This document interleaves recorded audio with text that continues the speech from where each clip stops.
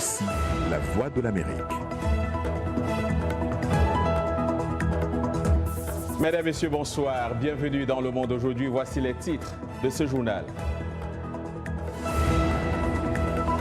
En Côte d'Ivoire, la coalition au pouvoir éclate. Le PDCI vient de mettre fin au processus de mise en place du RHDP, le parti unifié dont rêvait Alassane Ouattara.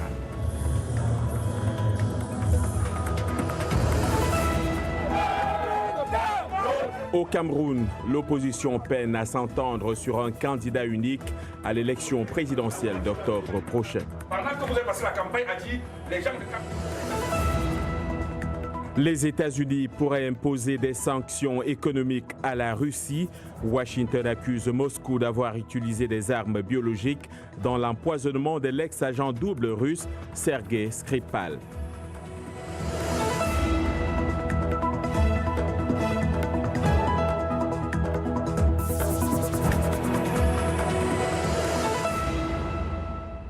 Madame, Messieurs, bonsoir. Après plusieurs mois de tensions croissantes, le Parti démocratique de Côte d'Ivoire, le PDCI, a mis fin à son alliance avec le parti du président Alassane Ouattara, le RDR, faisant éclater la coalition au pouvoir depuis 2010. Une rupture qui marque la recomposition du paysage politique ivoirien, déjà en pleine effervescence avec la libération de l'ex-première dame Simone Gbagbo et des principaux responsables du Front populaire ivoirien, le FPI. On fait le point avec Irénée Herman Umbo. Le PDCI se retire du RHDP et présentera des candidats aux élections municipales et régionales sous sa bannière, selon le communiqué qui officialise la rupture entre les deux formations politiques. Pour rejoindre le parti unifié, le PDCI avait exigé que le RHDP présente un candidat unique à la prochaine présidentielle. Alassane Ouattara a refusé cette exigence et en retour a multiplié des pressions sur le parti. Avec la rupture annoncée, le PDCI envisage une nouvelle alliance électorale.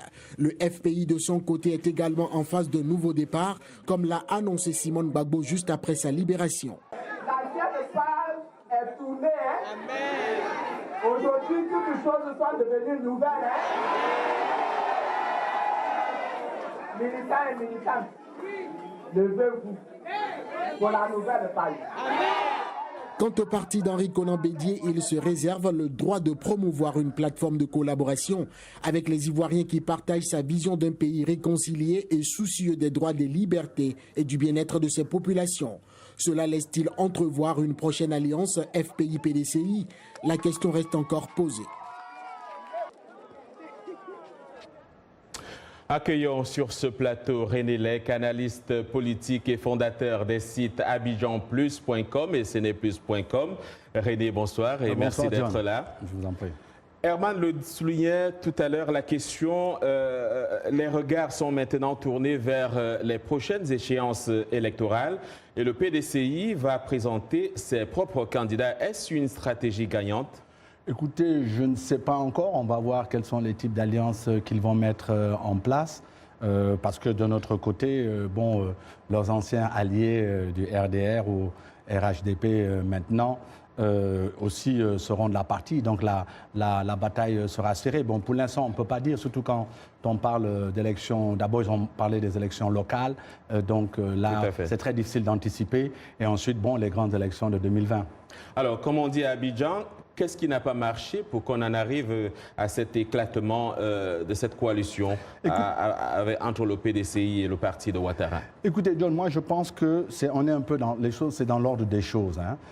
Qu'est-ce qui s'est passé dès lors qu'Alassane Ouattara annonce à mi-mandat qu'il confirme ce que beaucoup pensaient déjà, il confirme qu'il ne se représentera pas, qu'il termine son mandat et il s'en va. Il est évident, il devient un peu ce que l'on appelle ici aux États-Unis un lame duck président, et donc un peu une situation d'inter-régime. Et dès que vous êtes dans une situation un peu d'inter-régime, que les gens savent que vous ne serez plus aux affaires dans 18 mois, dans 24 mois, dans un certain nombre de temps, vous perdez un peu votre pouvoir. Et au fond, ce qui se passe le plus souvent, c'est que la coalition autour de vous, elle éclate. Alors, en un mot, il y a un acteur qui ne parle pas beaucoup ces derniers temps, c'est Guillaume Soro. Comment se positionne-t-il? Écoutez, on va voir. Je pense qu'Alassane Alassane Ouattara a dit déjà le 27 juillet dernier, il a refait comprendre dans son message à la nation, le jeu va être ouvert, il ne cherche pas à positionner en particulier quelqu'un. Je pense que Guillaume Soro aura sûrement une carte à jouer en 2020. René Lec, merci d'être venu. Je rappelle que vous êtes analyste politique et fondateur des sites abidjanplus.com et seneplus.com. Je vous remercie. Je vous en prie, John. Au Mali, le président sortant, Ibrahim Boubacar Keïta, et le chef de file de l'opposition, Soumaïla Cissé, seront bien opposés au second tour de l'élection présidentielle le 12 août. La Cour constitutionnelle en a fait la confirmation hier, rejetant par la même occasion les recours de l'opposition.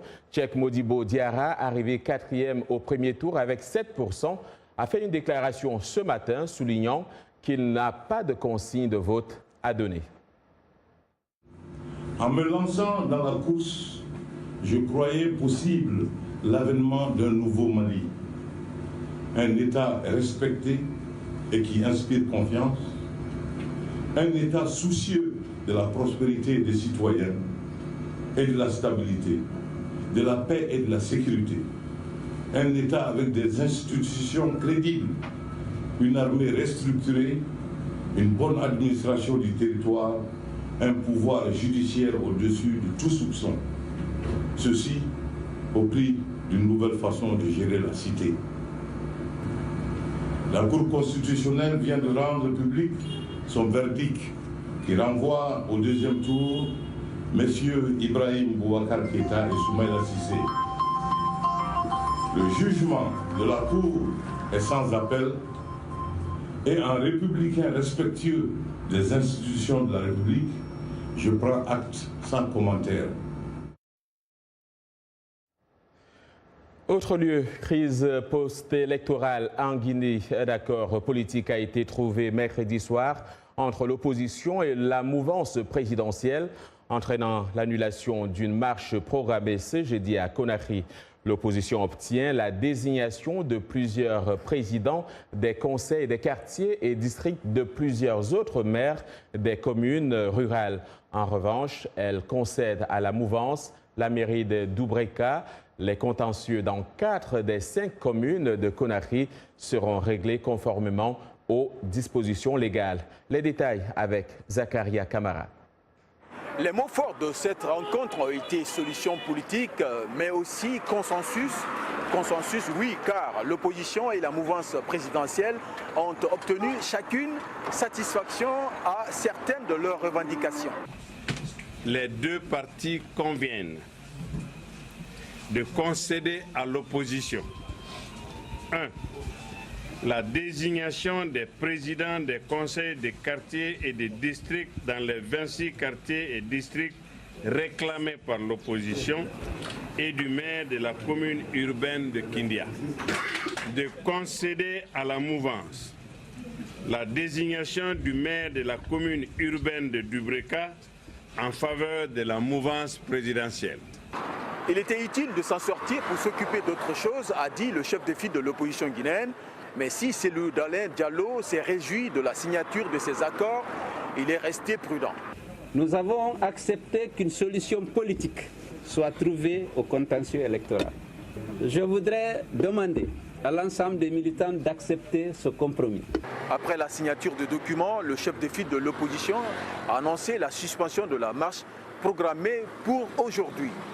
Zakaria Kamara pour VOA Afrique, Conakry.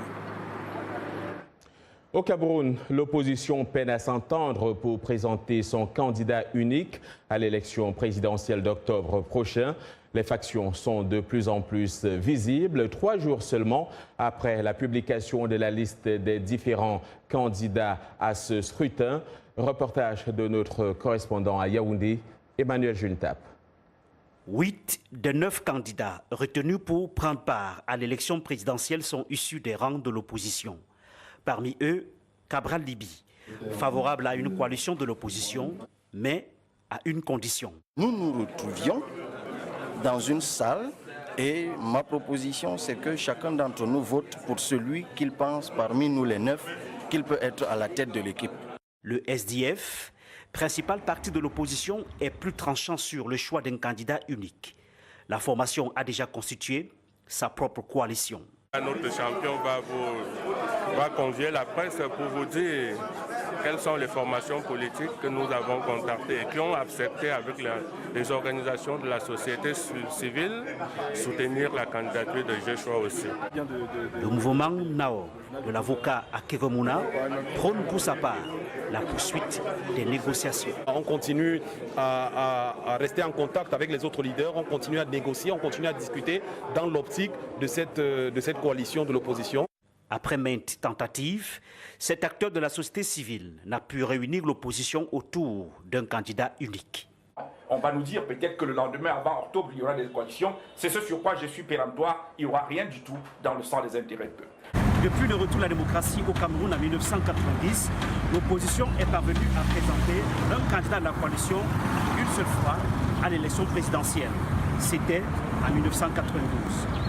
Emmanuel Jules Tap, VOA Afrique, Yaoundé. Bientôt, un air de liberté pour les rebelles au Soudan du Sud. Le président Salva Kiir a en effet publié, selon la radio d'État, un décret d'amnistie pour les rebelles, dont son grand rival Riek Machar. Cette annonce intervient peu après la signature dimanche à Khartoum d'un accord de partage du pouvoir entre le gouvernement et la rébellion, ce qui doit notamment permettre à Riek Machar de retrouver son poste de vice-président. Au Zimbabwe, Tenda Biti est en liberté. Cette figure de l'opposition qui avait fui en Zambie pour y demander l'asile politique a été renvoyée jeudi dans son pays. Un renvoi qui a alarmé les diplomates occidentaux et soulevé la réprobation de l'opposition zimbabwéenne. Présenté à la justice en fin d'après-midi à Harare, Biti a lancé aux journalistes, et je cite, « Nous continuons la lutte. » Son parti, le MDC, s'apprête à déposer un recours contre les résultats de la présidentielle du 30 juillet. Les États-Unis ont annoncé une nouvelle série de sanctions contre la Russie en relation avec sa prétendue tentative d'empoisonnement de l'ex-espion russe Sergei Skripal et sa fille en Grande-Bretagne. Le département d'État a publié mercredi un communiqué affirmant que des sanctions seraient imposées à la Russie car elle a utilisé une arme chimique en violation du droit international. C'est un reportage de Slatit Oak rendu par Arzuma Kompaoré. Sergei Skripal et sa fille Yulia ont tous deux récupéré de l'empoisonnement de mars. Mais 3 mois plus tard, du Novichok, le même agent neurotoxique qui a gravement atteint les Skripal, a rendu malade 2 autres personnes. L'une d'elles n'a pas survécu. Dawn Sturgis est morte une semaine après être entrée en contact avec le poison. Son partenaire Charlie Rowley a survécu. Mes mains étaient recouvertes de quelque chose. Je peux donc vous dire que c'était une substance huileuse avec très peu d'odeur. Le couple n'était peut-être pas la cible, mais ils ont touché des objets contaminés dans une ville non loin de Salisbury, où les Skripal ont été empoisonnés. La première ministre britannique Theresa May a demandé une enquête approfondie sur les 2 cas. La police et les services de sécurité travaillent urgemment pour établir tous les faits dans ce qui est maintenant une enquête sur un meurtre. Les enquêteurs ont identifié au moins 2 suspects dans la vidéo de surveillance d'un magasin où le couple aurait été contaminé. La Grande-Bretagne a appelé ses alliés à condamner Moscou pour les attaques présumées au poison. La réalité est que la Russie a commis une attaque sur le sol britannique, entraînant la mort d'un citoyen britannique. Le département d'État américain a déclaré mercredi que la Russie serait sanctionnée pour avoir enfreint le droit international en utilisant un agent neurotoxique mortel. Les sanctions devraient entrer en vigueur dans environ 2 semaines, après une période de notification au Congrès.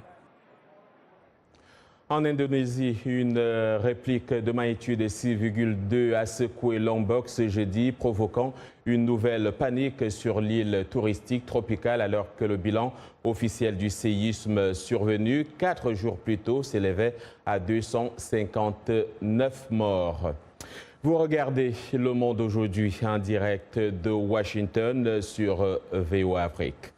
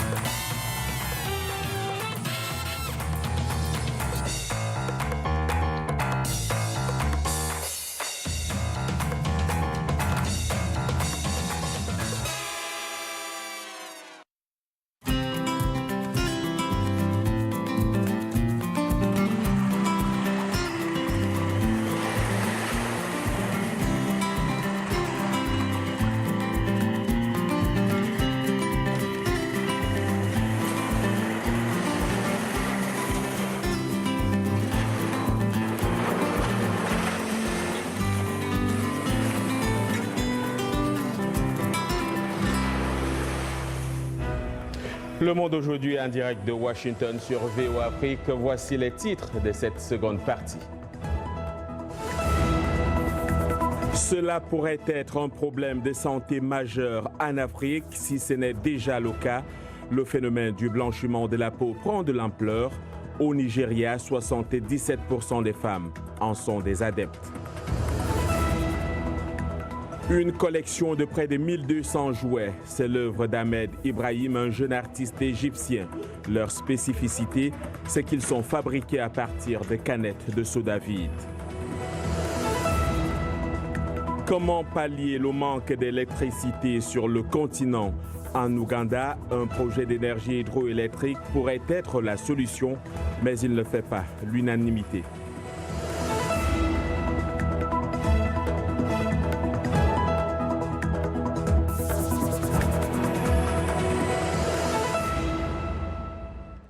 Aujourd'hui, c'est jeudi et comme tous les jeudis, nous avons rendez-vous avec la santé. C'est avec Mouamadou Oumfa, co-présentateur de l'émission Votre santé, votre avenir sur VOA Afrique. Mouamadou, bonsoir. Bonsoir, John. Alors, cette semaine, l'actualité encore, c'est Ebola, et notamment en RDC, où la campagne de vaccination a commencé à Mangina, épicentre de l'épidémie. En quoi consiste exactement cette campagne? Effectivement, John, ce qu'on appelle la vaccination en ceinture, c'est l'Organisation mondiale de la santé qui utilise ce terme, ce qui consiste à vacciner les personnes qui ont été ou sont exposées à la maladie, leurs contacts et les contacts des 10 contacts. Concrètement, on va vacciner d'abord les professionnels de santé qui sont directement exposés au cas confirmé d'Ebola dans les zones de santé touchées. Également, il y aura toutes les personnes qui ont été en contact avec les malades et les morts confirmés d'Ebola, ainsi que leurs contacts. Alors, on le sait déjà, le vaccin a démontré une efficacité, mais est-ce qu'il n'y a pas de risque d'effets secondaires? Y aurait-il un suivi pour les personnes vaccinées? Oui, John, comme tous les vaccins, il y a des risques d'effets secondaires. Dans le cas de ce vaccin, il peut y avoir des effets secondaires comme une légère fièvre ou des symptômes du rhume, des douleurs articulaires et des plaies dans les bras. Donc, au regard des précédentes campagnes de vaccination, on peut dire que ces risques sont faibles et ces effets sont mineurs. Y aura-t-il un suivi? Oui. Les équipes du ministère de la Santé envisagent de rendre des visites et de surveiller l'état de santé des personnes vaccinées. C'est bien de savoir qu'il existe un vaccin, mais il faut se rappeler que le vaccin n'est qu'un outil de prévention parmi tant d'autres. Un outil parmi tant d'autres, comme on le verra avec le docteur Baté Njoloko, qui est le directeur de la lutte contre l'épidémie. Il nous a expliqué les mesures de prudence que doivent prendre les populations pour éviter la propagation de la maladie. Écoutons le docteur Njoloko qui parle donc des mesures de prudence et de prévention. La première chose, c'est que la population ne doit pas paniquer. Ça, c'est ce qui serait pire que la population panique. Si la population ne panique pas, ça signifie qu'elle va suivre les consignes. Parmi les grandes consignes, c'est ce que nous sommes en train de faire déjà ici comme communication, c'est que les gens doivent se laver le plus fréquemment possible les mains au savon. Les chlores, nous en avons aussi. S'il y a du chlore, c'est encore mieux. Mais s'il n'y a rien de tout ça qui se lave au centre, que les gens arrêtent de se saluer en se serrant la main. Il faut arrêter ça. Et avec ces 3 éléments-là, nous pensons déjà qu'on ferait un pas. Le deuxième pas, c'est que s'il y a un frère, un cousin, un enfant qui fait la fièvre, amenez-le à l'hôpital. C'est nous qui saurons dire que non, cette fièvre c'est la malaria, cette fièvre c'est la fièvre typhoïde, cette fièvre c'est Ebola. À la maison, on ne peut pas les dire. Et en fait de compte, tous les lieux d'attroupement, il faut vraiment que les responsables mettent les points de lavage des mains. Voilà, merci au docteur Bat Njoloko. Merci à vous, Mouamadou, d'être venu. On vous retrouve la semaine prochaine. On va donc en Afrique et on reste en santé. Le phénomène du blanchiment de la peau continue malgré les mises en garde des experts médicaux contre les risques pour la santé. Rien qu'au Nigeria, près de 70% des femmes utilisent régulièrement des produits éclaircissants selon l'OMS. Faisons le constat avec Blanche Sanou. Comme un rituel, chaque matin, Adjoki utilise sa crème éclaircissante avant de se rendre au travail. Elle a commencé l'utilisation de ces produits il y a 7 ans. Au fil du temps, sa peau est devenue irritée et des taches sombres y sont apparues. Elle a moins de 40 ans, même si aujourd'hui elle semble beaucoup plus âgée. Mais selon Adjoki, son teint est beaucoup mieux qu'avant. Cette crème est bonne parce que si vous en utilisez une autre, vous pouvez avoir des coups de soleil. Depuis que j'ai commencé à utiliser ce produit, les gens m'ont fait des compliments. Ma peau n'est ni trop foncée ni trop claire, je garde mon teint naturel. En Afrique, le blanchiment de la peau est en plein essor. Les femmes et les hommes achètent des crèmes qui éclaircissent la peau en réduisant la production de mélanine. De la classe la plus pauvre à la classe moyenne et la classe riche, bon nombre d'entre elles blanchissent leur peau. Lors de ma dernière recherche, j'ai découvert au marché que 6 personnes sur 10 décapent la peau. De nombreux pays ont interdit les crèmes, dont certaines contiennent des ingrédients nocifs. Mais la faute des monde a conduit à un marché noir qui est presque impossible à réglementer. Et dire que les effets secondaires peuvent être graves, incluant même le cancer. Vous commencez à affecter non seulement les couches supérieures de la peau, mais vous affectez aussi les couches profondes, à tel point que tout le processus est inversé. Les autorités de certains États africains utilisent de plus en plus les réseaux sociaux pour publier des messages préventifs et avertir des dangers de ces produits cosmétiques. En sport, Yacouba Ouedraogo est là. Et Yacouba, l'actualité au Cameroun, c'est l'arrivée du dieu qui va diriger la sélection nationale.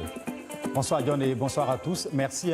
Effectivement, nommé sélectionneur samedi dernier, le Néerlandais Clarence Seedorf est arrivé à Yaoundé la nuit dernière.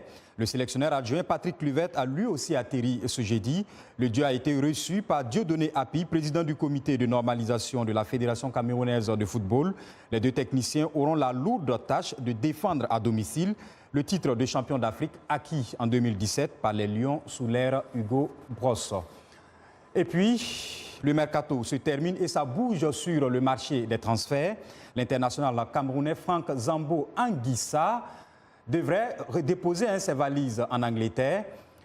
Bien coté en Première Ligue, le milieu de terrain de 22 ans va quitter l'Olympique de Marseille pour rejoindre le promu Fulham. Le montant de la transaction est estimé à 30 millions d'euros. Le Lion indomptable composera l'entrejeu du club anglais avec l'Ivoirien Jean-Michel Seri, lui aussi recruté cet été. Et pour finir, c'est un rêve devenu réalité pour Thibaut Courtois. Le gardien international belge, 26 ans, a signé ce jeudi son contrat avec le Real Madrid. Le club merengue a déboursé un montant estimé à 35 millions d'euros pour s'assurer les services de Courtois qui s'est engagé pour 6 ans. Le meilleur gardien du mondial russe avait déjà joué en Liga à l'Atlético Madrid entre 2011 et 2014 avant de rejoindre Chelsea en Angleterre. Et donc, voilà pour les sports.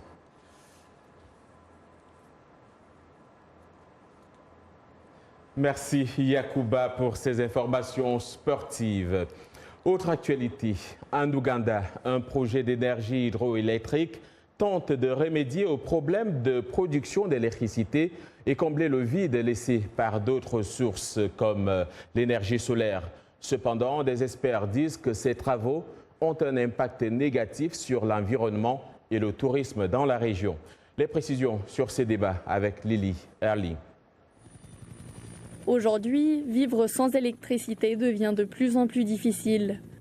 Un projet d'énergie hydraulique en Ouganda, financé en partie par la Chine, s'attaque aux pénuries d'électricité dans ce pays. Situé à 20 minutes du village de Nampani, le projet devrait augmenter la capacité électrique du pays de 23% et réduire le prix du courant pour en faire le plus bas de l'Afrique de l'Est. Certains experts avertissent que le projet nuira à l'écosystème local et le tourisme de la région. Mais d'autres disent le contraire. On entend de voix différentes, mais nous avons fait une étude environnementale. Ce lac est le plus petit de la zone. Vous pouvez toujours aller sur la rivière, faire du rafting et tout ce qui attire les touristes. Vous pouvez aussi aller juste le voir parce que ce n'est pas un grand lac, ça ne va pas détruire la rivière. Pour le chef de projet de la centrale hydroélectrique, les avantages dépassent les coûts éventuels. Actuellement, l'Ouganda a désespérément besoin d'électricité Une fois le projet hydroélectrique réalisé, il pourra, dans une grande mesure, remédier à la situation. Et le surplus d'électricité peut être exporté vers les pays voisins. Pour l'instant, 88% des ouvriers sont locaux. Mais l'impact réel du projet ne sera pas connu avant son aboutissement, prévu fin 2018. Pas sûr que ces jouets utilisaient de l'électricité. Ahmed Ibrahim manquait donc de jouets lorsqu'il était enfant. Une expérience qu'il ne souhaite pas aux enfants de son âge et de son entourage. Avec sa créativité et son talent, il a fabriqué des centaines de jouets à partir de canettes de soda vide. En seulement 4 ans, ce jeune artiste égyptien a produit une impressionnante collection de près de 1200 jouets en étain. Arzouma Compaoré. C'est à l'âge de 9 ans qu'Ibrahim a créé pour la première fois un petit modèle d'avion en étain. 4 ans et des milliers de jouets plus tard, il est déterminé à créer le premier musée d'étain dans le monde arabe. Je ne suis pas le plus jeune à créer des œuvres d'art en canettes. Il y a des personnes au Brésil et ailleurs. Regardez mes idées et les leurs. Moi, je fais des choses totalement différentes. Ils vendent leurs œuvres d'art, mais je veux les garder pour moi-même. Si je commence une exposition, ce sera pour montrer que je suis le plus jeune et le premier artiste à créer ce type d'art. Utilisant uniquement des canettes, de la colle et des ciseaux, Ibrahim fabrique des véhicules qui roulent, des jeux de société et même des poupées. Mais pour lui, ce n'est pas que de l'art. Le recyclage des métaux nocifs est aussi une raison essentielle pour continuer ce travail. Ce qui lui vaut d'ailleurs le soutien de sa famille. La création de ces jouets lui a appris à être rationnel. Au lieu d'acheter des jouets en matériaux recyclés que nous jetons et qui nous sont revendus, il a utilisé ses idées pour fabriquer des jouets pour lui et sa sœur.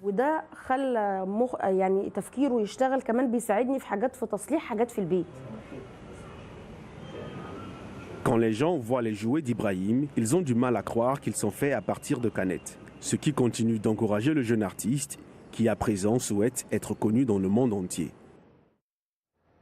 Elle ne voue pas un amour aux jouets, mais plutôt aux chats. La péruvienne Maria Torero héberge en effet chez elle à Lima quelques 200 chats, les plus touchés par le virus de la leucémie féline. Il existe de nombreux abris, dont beaucoup sont dédiés à l'adoption, mais ne veulent hélas pas accueillir des chats malades, c'est-à-dire qu'ils n'accueillent pas de chats atteints de leucémie. Voilà pourquoi elle a décidé de consacrer son temps à des chats que personne ne voulait.